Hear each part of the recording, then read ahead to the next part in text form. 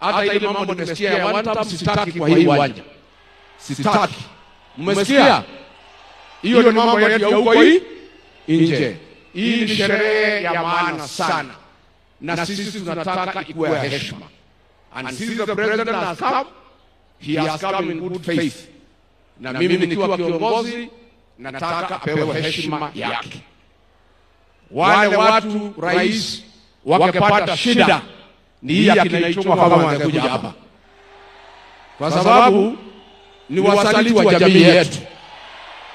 Na ni watu ambaye wametukana jamii. Ati wanasema sisi wa kabila na hao wa Kikuyu. Hao vijana yako rais, nilikwambia kabla hatujakosana kabisa.